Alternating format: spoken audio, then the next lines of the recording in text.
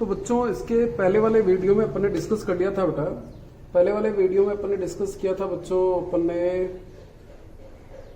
पुंकेसर के बारे में। तो मैंने कहा था ये परागकोश होता है, ये पूतंतु होता है और ये योजी होता है।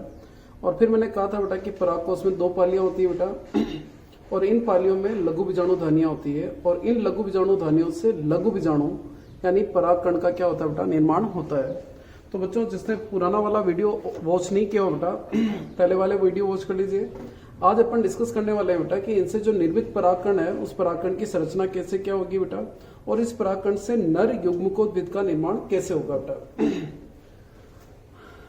तो देखिए बच्चों, सबसे पहले अपन परागकण की संरचना देख लेते हैं बेटा। जैसे मान लीजिए ये परागकण है बेटा। परागकण ध्यान रखना बेटा एक कोशिक होता है, यानी एक ही कोशिका का बना होता है। इसमें एक ही केंद्रक पाया जाता है बच्चों, और ये अगुणित होता है। सबसे बड़ी इंपॉर्टेंट चीज ध्यान रखना बेटा, ये क्या होता है बच्चों, अगुणित। अगुणित का मतलब गुणसूत्रों का एक ही सेट होता है बेटा, सिंगल सेट पाया जाता है। एक गुणसूत्र नहीं, एक सेट होता है बेटा, ठीक है ना। अगुणित यानी एन होता है बेटा। इसके बाद ध्यान रखना बेटा, एक और चीज ध्यान रखना कि इसके बाहर आवरण होता है बच्चों, 2 आवरण पाए जाते हैं बेटा।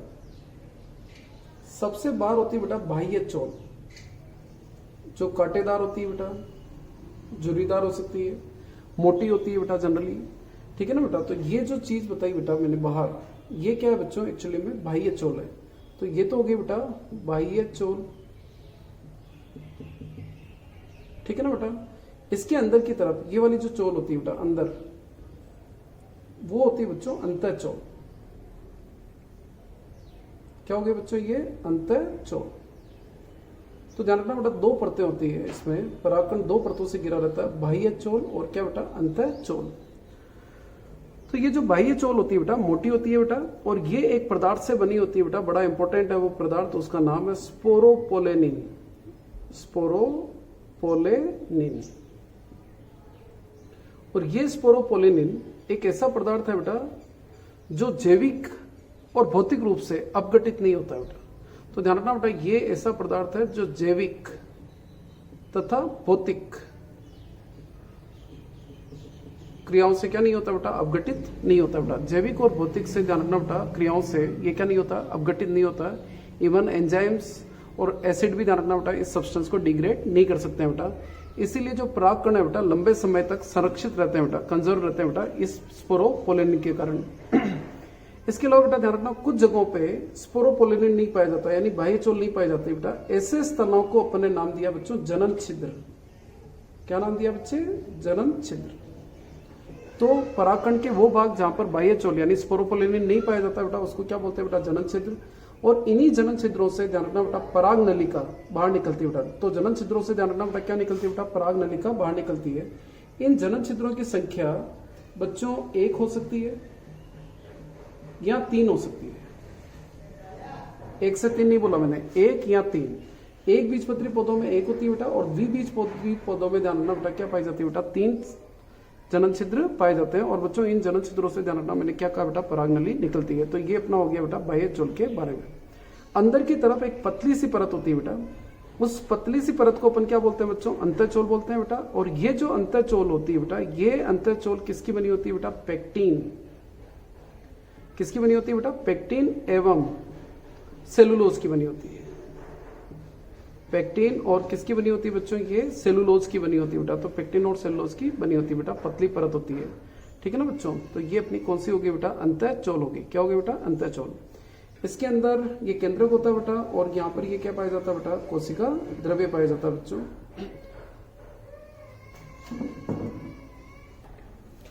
देखो बच्चों, कुछ अधिकांश पौधों के आपको पता है बेटा परागण की जो क्रिया होती है वो कीटों के द्वारा होती है। तो जो कीट परागित जो पौधे होते हैं बेटा, उनके जो परागकण होते हैं बेटा, उन परागकणों के बाहर की तरफ ध्यान रखना बेटा तेलीय संरचना पाई जाती है, चिपचिपी विशिष्ट गंध युक्त होती है बेटा। उस संरचना को, उस स्ट्रक्चर, उसको अपन क्या बोलते हैं बच्चों, पोलन किट बोलते हैं। तो ध्यान रखना बेटा परागकण के बाहर पाई जाने वाली तेलीय संरचना, चिपचिपी जो संरचना होती है बेटा, उसको क्या बोलते हैं बेटा, पोलन किट बोलते हैं। इसी के कारण परागकण के विशिष्ट गंध और रंग होता है बेटा। तो ये पोलन किट कार्य क्या करता है बेटा, इसके कार्य क्या है बच्चों। तो पोलन किट एक तो ध्यान रखना बेटा कीटों को आकर्षित करने का कार्य करेगा बेटा, क्योंकि ये विशिष्ट गंध युक्त होता है बेटा, विशेष रंग युक्त होता है बेटा। तो ये कीटों को क्या करता है, आकर्षित करता है। अब चिपचिपा है तो डेफिनेटली ये पराग कणों को कीटों के शरीर से चिपकाने में भी क्या करेगा बेटा, ये सहायता प्रदान करेगा। ठीक है ना बेटा। और इसके अलावा बेटा ध्यान रखना, ये पराग बैंगनी किरणों से पराग कणों की क्या करता है बेटा, सुरक्षा करता है। तो 3 कार्य हो गए बच्चों। एक तो कीटों को आकर्षित करता है बेटा, क्योंकि इसका रंग और इसकी सुगंध के कारण। और ये ध्यान रखना चिपचिपा होता है तो बेटा पराग कणों को कीटों के शरीर से चिपकाने में भी सहायक होता है बेटा। और इसके अलावा बेटा पराबैंगनी किरणों से पराग कण की क्या करता है बेटा, सुरक्षा करने का कार्य करता है बच्चों। अब नेक्स्ट अपन डिस्कस कर रहे हैं बच्चों नर युग्मकोद्भिद का विकास। तो एक चीज आपने बेटा, नर युग्मकोद्भिद का विकास जो होता है बेटा वो किससे होता है बेटा, परागकण से। परागकण आपको मैंने पहले ही कहा बेटा क्या होता है, अगुणित होता है। और युग्मकोद्भिद भी क्या होता है बच्चों, अगुणित होता है। तो नर युग्मकोद्भिद की प्रथम कोशिका, पहली कोशिका होती है बेटा कौन सी, परागकण या क्या बेटा, लघु बीजाणु। तो क्वेश्चन ये बेटा कि इस परागकण से नर युग्मकोद्भिद बनेगा कैसे बेटा। तो मैं ये कर रहा हूँ कि बच्चों सबसे पहले ये जो मैंने परागकण बताई दिया था बेटा, ये बाह्य चोल होती है, अंतर चोल होती है, ये केंद्रक होता है और ये क्या होता है बच्चों, कोशिका द्रव्य होता है। तो विकास में सबसे पहले ध्यान रखना बेटा, इस परागकण का जो केंद्रक है बेटा वो केंद्रक समसूत्री विभाजन करता है और 2 केंद्रक बनाता है। एक केंद्रक थोड़ा बड़े आकार का होता है बच्चों, एक केंद्रक क्या होता है बच्चों, बड़े आकार का होता है। तो ये अपना परागकण हो गया बच्चों। तो मैंने आपको कहा बेटा सबसे पहले इसके केंद्रक में विभाजन होता है और 2 केंद्रक बनते हैं। तो जो बड़े आकार का केंद्रक होता है बेटा उसको बोलते हैं कायिक केंद्रक। क्या बोलेंगे बेटा उसको, कायिक केंद्रक। और जो छोटे आकार का होता है बेटा उसको बोलते हैं अपन जनन केंद्रक। क्या बोलेंगे बेटा, जनन केंद्रक। तो समसूत्री विभाजन से 2 केंद्रक बन जाते हैं, कायिक केंद्रक और क्या बेटा, जनन केंद्रक। उसके बाद क्या होता है बच्चों कि इन दोनों केंद्रकों के बीच में एक भित्ति का निर्माण हो जाता है बेटा। तो इस भित्ति के निर्माण से 2 कोशिकाएं बन जाती है बेटा। कितने कोशिकाएं बन जाती है बेटा, 2 कोशिकाएं बन जाती है। तो ऊपर जो बड़ी कोशिका बनती है उस कोशिका को अपन क्या बोलेंगे बच्चों, कायिक कोशिका। क्या बोलेंगे बेटा इसको, कायिक कोशिका। और जो छोटी कोशिका बनती है इस कोशिका को अपन बोलते हैं बच्चों जनन कोशिका। तो इस तरह से अब जो ये नर युग्मकोद्भिद है बेटा वो 2 कोशिका युक्त हो गया बेटा, कायिक कोशिका और क्या बेटा, जनन कोशिका। जनन कोशिका आकार में छोटी होती है, कायिक कोशिका आकार में बड़ी होती है। कायिक कोशिका का केंद्रक बड़ा होता है बेटा, जनन कोशिका का केंद्रक छोटा होता है। कायिक कोशिका में ध्यान रखना बेटा आरएनए की मात्रा, प्रोटीन की मात्रा ज्यादा होती है, जबकि इसमें ध्यान रखना जनन कोशिका में आरएनए की मात्रा इस कोशिका, कायिक कोशिका के कंपैरेटिव क्या होती है बेटा, छोटी होती है, कम अमाउंट में होती है बच्चों। दूसरा एक चीज ध्यान रखना बेटा, कायिक कोशिका स्टार्टिंग में लगभग गोलाकार होती है बेटा, ठीक है ना बच्चों। और ये जो होती है बेटा ये लेंस की आकृति की होती है, यानी मसूराकार होती है बेटा, लेंस की आकृति जैसी होती है बेटा। और फिर धीरे धीरे ये गोलाकार हो जाती है बेटा और कर्मी रूपी भी हो जाती है बच्चों। इसमें प्रारंभ में ध्यान रखना बेटा रसदानियां पाई जाती है बेटा, धीरे धीरे ये रसदानियां भी क्या हो जाती है बेटा, विलुप्त हो जाती है। तो इस तरह से ये जो द्विकोशिक अवस्था है बेटा, इस कोशिक अवस्था में ध्यान रखना ये परागकण पराग कोश से बाहर निकल जाते हैं, मुक्त हो जाते हैं। तो मुक्त होने के बाद ध्यान रखना परागण की क्रिया के द्वारा आपको पता है ये परागकण कहाँ पहुंच जाते हैं बेटा, वर्तिकाग्र पे। ये जो परागकण है बेटा द्विकोशिकीय अवस्था में कहाँ पहुंच गए बेटा, वर्तिकाग्र पे पहुंच गए। और वर्तिकाग्र पर पहुंचने के बाद ये क्या होते हैं बेटा, अंकुरित होते हैं। तो अंकुरित होते हैं तो बेटा ये जो कायिक कोशिका है, कौन सी कोशिका बच्चों, कायिक कोशिका। इस कायिक कोशिका से जनन नली का निर्माण होता है बेटा, पराग नली का निर्माण होता है। तो मैंने ये कहा कि बेटा ये अपने परागकण है बेटा, इस परागकण की जो कायिक कोशिका बेटा, उस कायिक कोशिका से जनन छिद्र के थ्रू एक अतिवृद्धि निकलती है बेटा। तो ये तो बच्चों अपना बाह्य चोल होगी और ये अपनी कायिक कोशिका का केंद्रक हो गया। और ये अपनी कौन सी कोशिका होती है बच्चों, जनन कोशिका होती है, ठीक है ना बेटा। तो ये बन गई बेटा पराग नली। क्या बन जाती है बेटा, पराग नली। धीरे धीरे इस पराग नली की क्या होती है बेटा, वृद्धि होती है। ये वृद्धि हो गई, ठीक है ना बेटा। और इस पराग नली के अंदर ध्यान रखना बेटा पीछे की तरफ जनन कोशिका भी क्या हो जाती है बेटा, प्रवेश कर जाती है और ये क्रमी रूपी हो जाती है, यानी लंबी हो जाती है बेटा, ठीक है ना बेटा, ताकि ये आसानी से पराग नली में क्या कर सके बेटा, प्रवेश कर सके।